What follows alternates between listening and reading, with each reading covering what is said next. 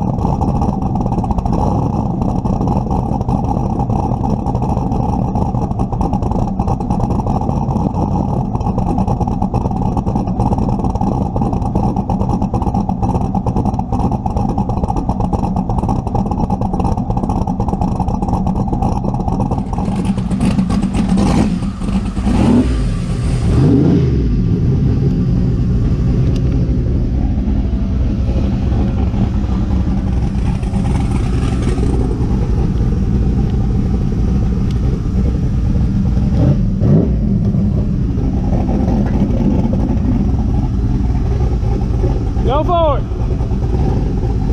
Right there.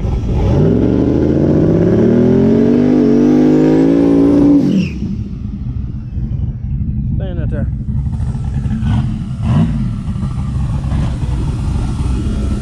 Keep that in that track.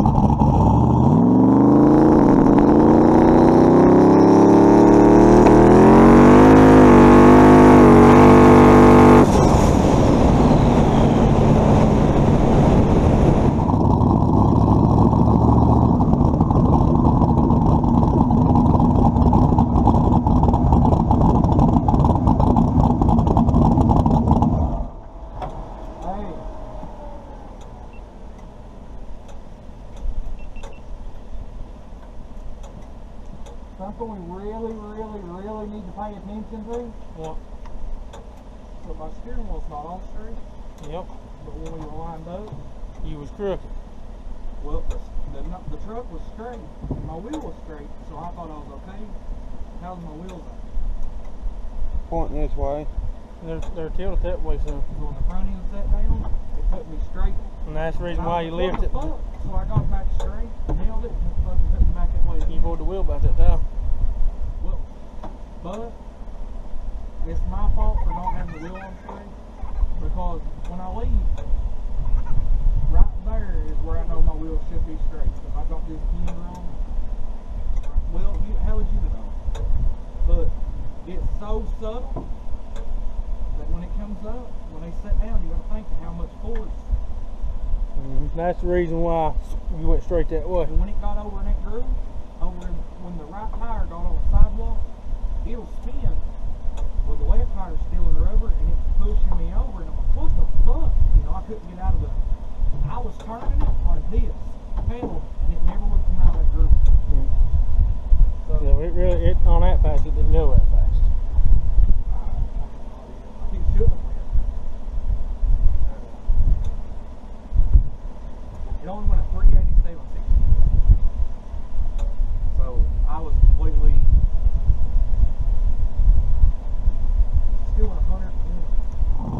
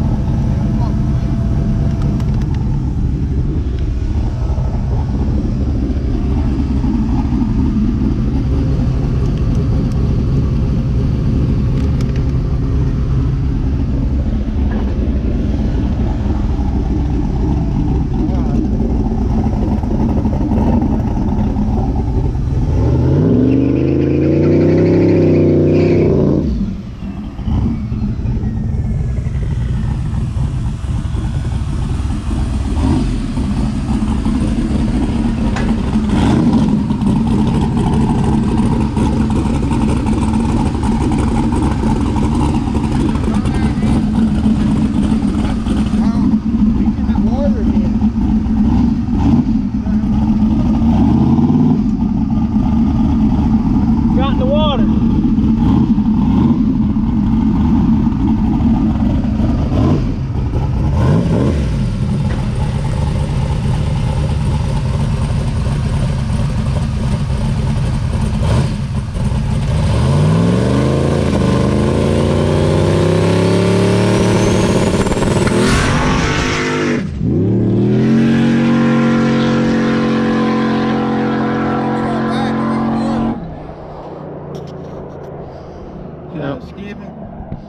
Yep, got in it.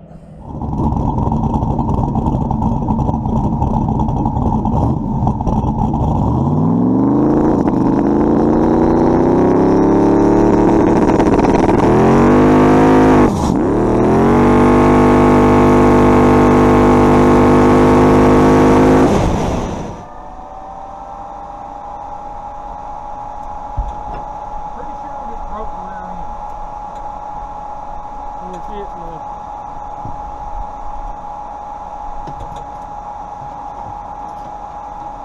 Got back when you was backing up, you got in that water a little bit and the tire hopped. I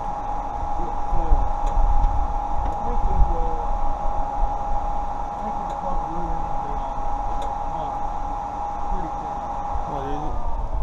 Now it's roaring like hell. It shook the tire real hard and went left. Yeah, there were spots like Pat. I didn't know you got back that far in that water.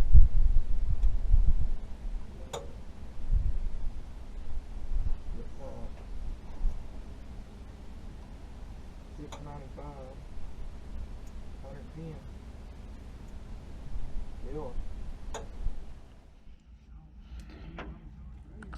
Yeah. Okay. So this was when it wheel hopped and skipped. I backed into the water.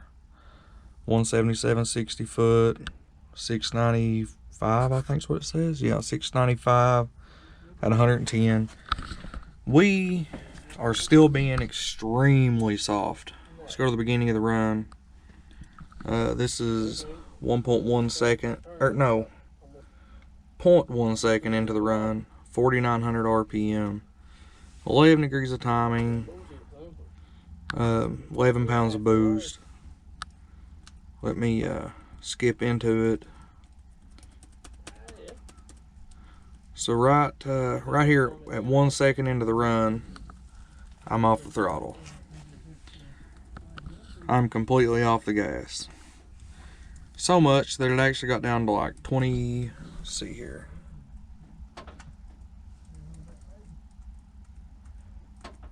$2,500 RPM before the 60 foot. Got back into it.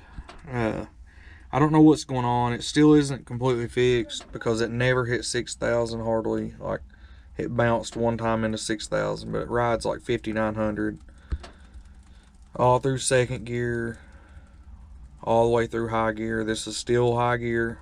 It's flat to the floor, and that's what it's doing. Still soft on the timing, 14.7, 14.6.